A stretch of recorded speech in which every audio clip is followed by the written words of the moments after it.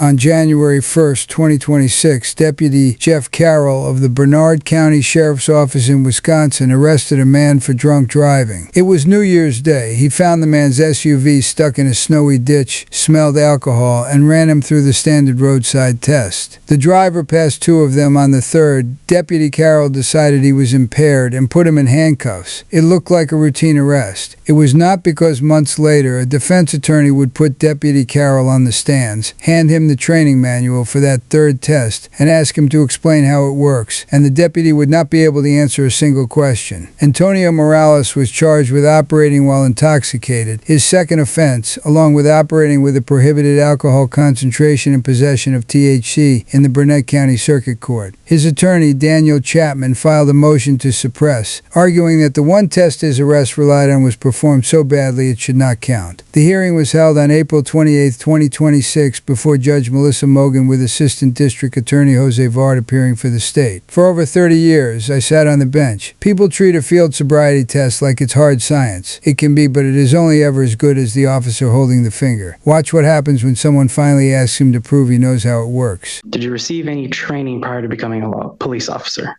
Yes, I did. What was that training? The 720-hour law enforcement academy in Northwood Technical College. And was any of that training focused on the detection of alcohol? Yes.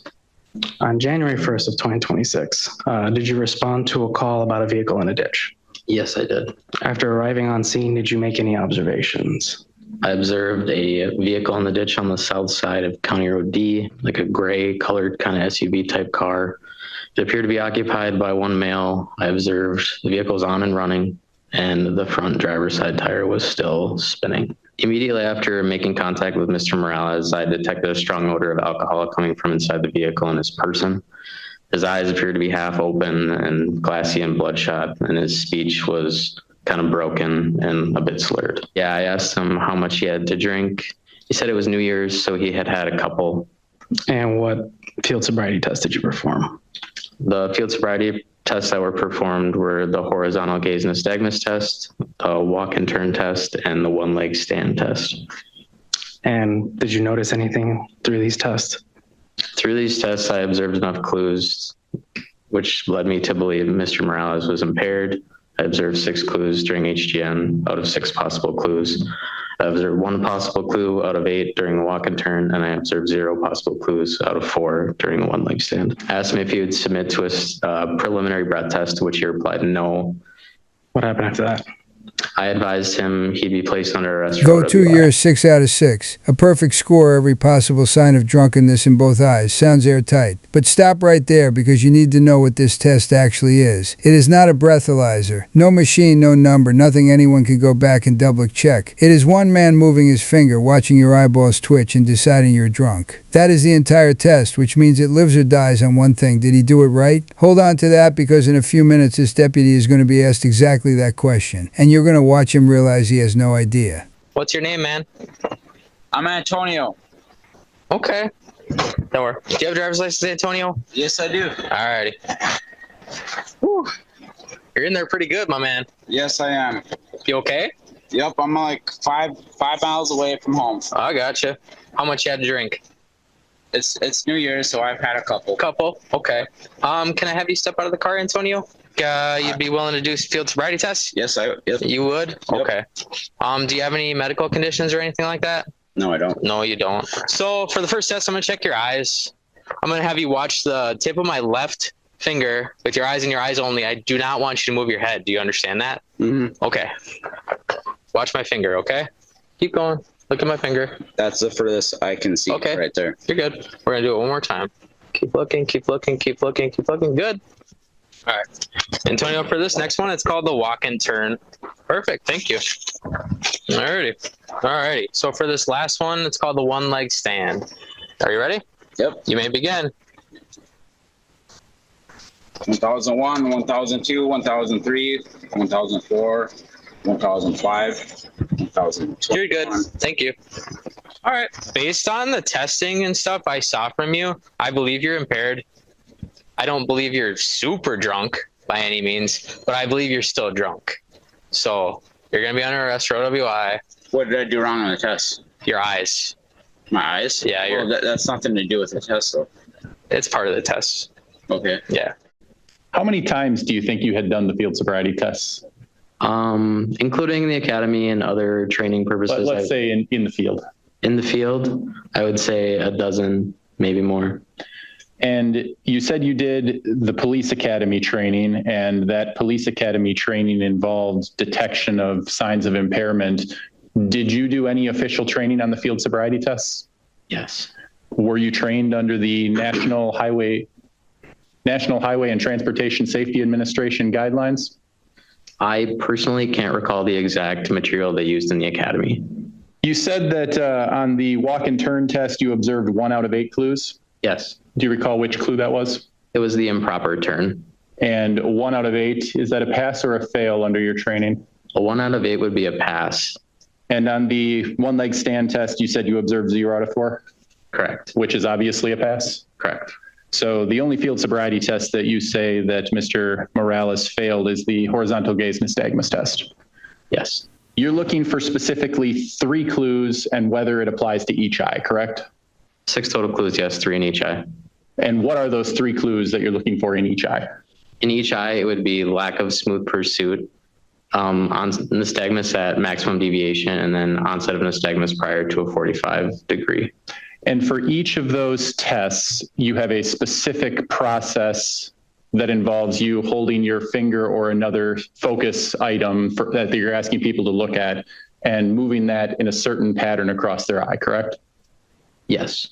And were you trained in your police academy training specifically how to do that stylus motion to look for the nystagmus? Yes. Let's start with the first clue you said you were looking for, which would be lack of smooth pursuit. Can you describe exactly what you do to check for lack of smooth pursuit?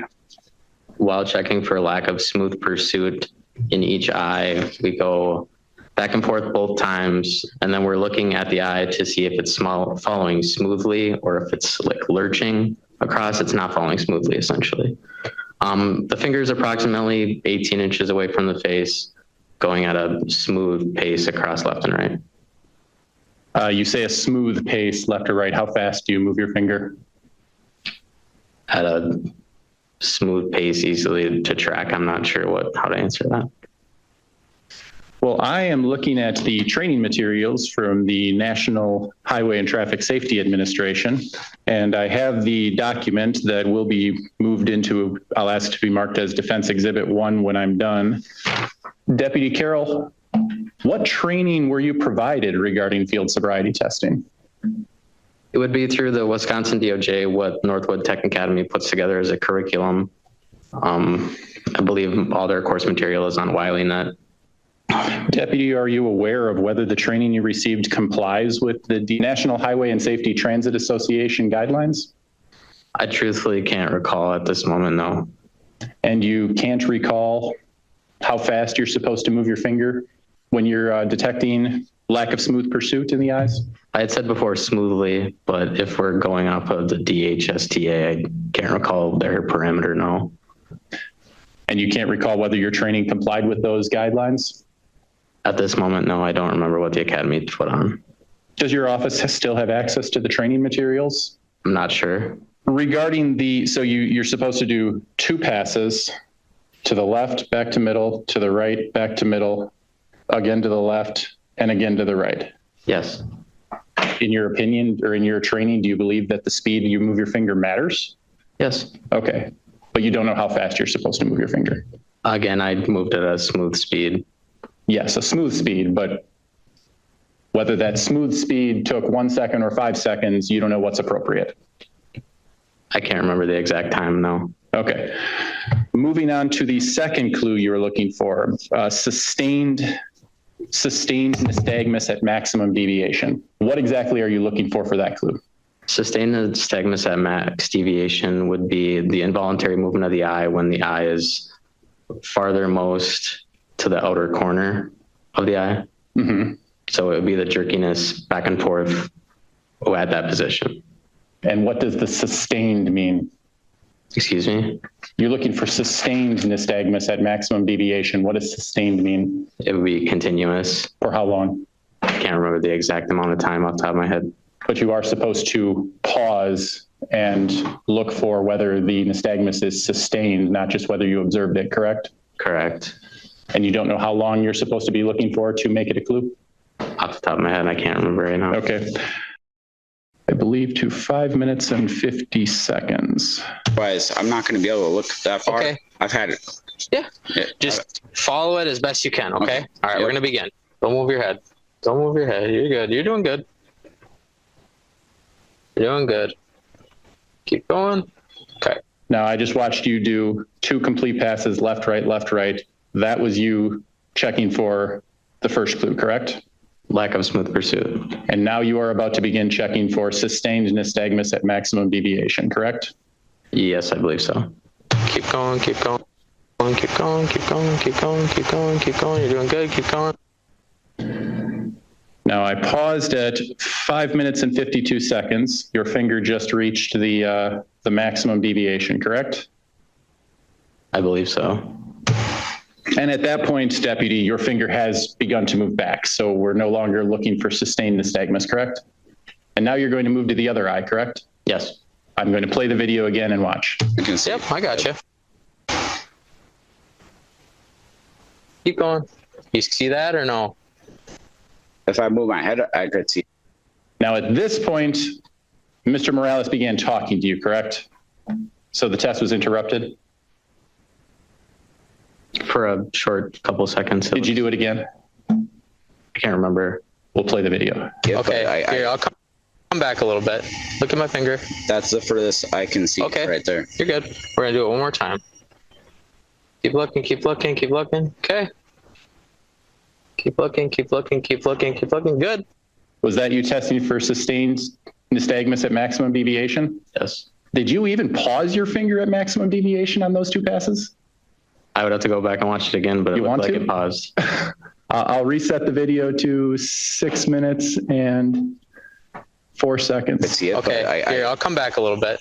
Look at my finger. that's the furthest I can see. Okay, Right there. you're good. We're going to do it one more time. Keep looking, keep looking, keep looking. Okay. Keep looking, keep looking, keep looking, keep looking. Good. Did you even pause your finger at maximum deviation on those 2 passes? It appeared it paused, yes. For how long? I didn't count. What is the purpose of looking for sustained nystagmus at maximum deviation? The purpose of looking for Yes. What sustained is the reasoning behind why that is a sign of intoxication?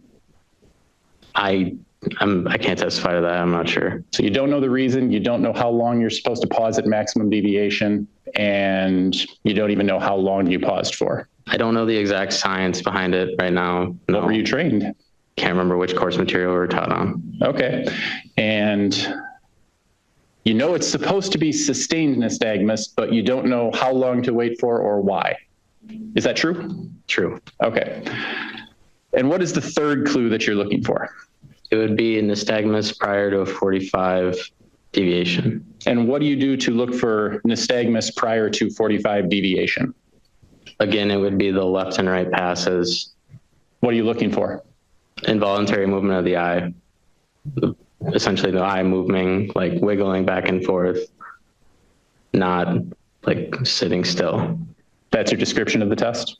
No. It would be at the 45-degree angle. It would be prior to that if the eye was wiggling.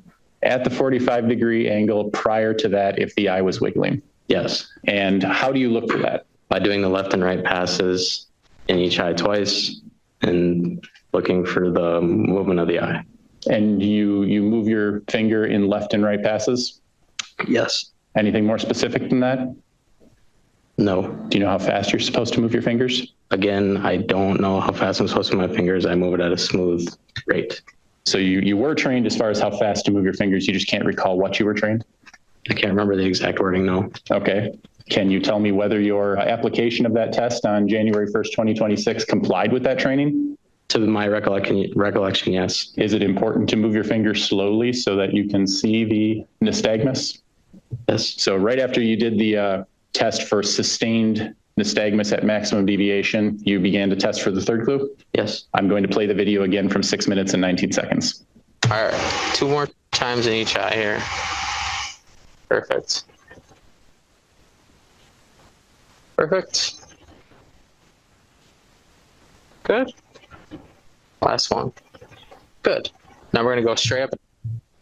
And I've paused it again at 6 minutes and 34 seconds, and you just completed that test, correct?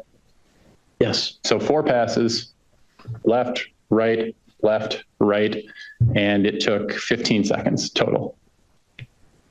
I didn't keep track of the time again, but if that's... And it's your belief that on January 1st, 2026, you observed nystagmus prior to 45 degrees? Yes. Let's just go from the first interaction with Mr. Morales until you made the arrest decision. Was there any other interaction with Mr. Morales that we didn't play here today that made a decision in your decision to arrest him? No. It's obvious he became kind of flustered when you began talking about how much he had to drink today, right? He immediately jumped to saying he didn't deserve a DOI, so... And his speech started getting a little stuttering at that point, right? I can't remember exactly when it happened. I thought it was immediate. Well, I'm going to play from the beginning quick. This is you in your car, right? You haven't had any interaction with Mr. Morales yet? Yes, I believe so. Hello. You okay? How's it going? Yep, I going. got someone on the way. Alrighty. Your car's wheels are still spinning. I guess I didn't realize that. Thanks for letting me know. Yeah. What's your name, man? I'm Antonio. Okay. Don't worry. Do you have a driver's license, Antonio? Yes, I do. Alrighty. Is that what you're calling slurred? You asked if it was stuttered before, and he stuttered after I told him his wheel was moving a couple times. That's what you're using as a sign of intoxication? The stuttering, no. The slurred speech, yes. Is the speech that we just watched there prior to 55 seconds on the video, is that what you're considering slurred? At that point, not extremely bad, no. Okay. We're going to continue to play. It's at 55 seconds now. You're in there pretty good, my man. Yes, I am. You okay? Yep, I'm like five miles away from home. I gotcha. Where do you stay at, Antonio? It's like between Webster and Siren. Oh, okay.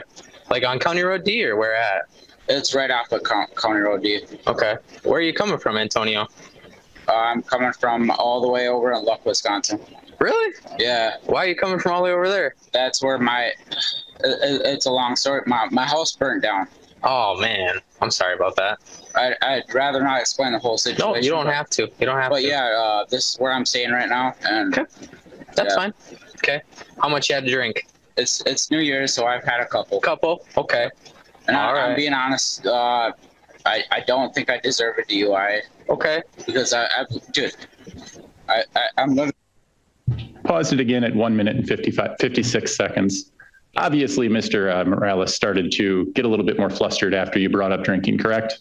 I don't know if that's what he was feeling, but it seems like he was being defensive. Yes. His speech pattern changed once you started bringing up alcohol, correct? It looks like it, yes. Your Honor, I am going to move into evidence the document that I've included on this flash drive, the National Highway and Transportation Safety Administration guidelines on the field sobriety tests. I'm going to move it in as a written treatise. Take it for what it's worth. This officer apparently doesn't remember whether he was trained on that or not, but I do believe it's relevant to the propriety of the horizontal gaze nystagmus test, and I will make references to it in my written argument. The court did take it under advisement, and I have now uploaded and signed my order, my suppression order. So I'll go over it very quickly with you, but it is in more detail in the decision. The court, here's the thing, there were certain findings that the court did make. That on January 1st, 2026, during the daytime hours of New Year's Day, approximately 12:07 p.m., the arresting officer responded to a single vehicle accident. Upon arrival, the officer observed the defendant's vehicle resting on the roadside ditch, stuck in the snow. One of the tires was continuing to spin or rotate. No other vehicles were involved in the accident. Upon making contact, the defendant was a sole occupant of the vehicle. The officer stated and testified at the suppression hearing he observed multiple signs of intoxication, including a strong odor of intoxicant emitting from the defendant's breath, glassy and bloodshot eyes, and the officer testified that his speech was slurred or somewhat broken. In response to questioning from the officer, the defendant admitted to consuming alcohol and stated, well, it was New Year's, so he had alcohol. He did not want to perform the preliminary breath test, so the officer asked him to perform the standardized field sobriety tests. The defendant complied and he performed the test. We watched this on video. He passed all of the tests or shown only minimal signs of impairment except for the HGN, the Horizontal Gaze Nystagmus test.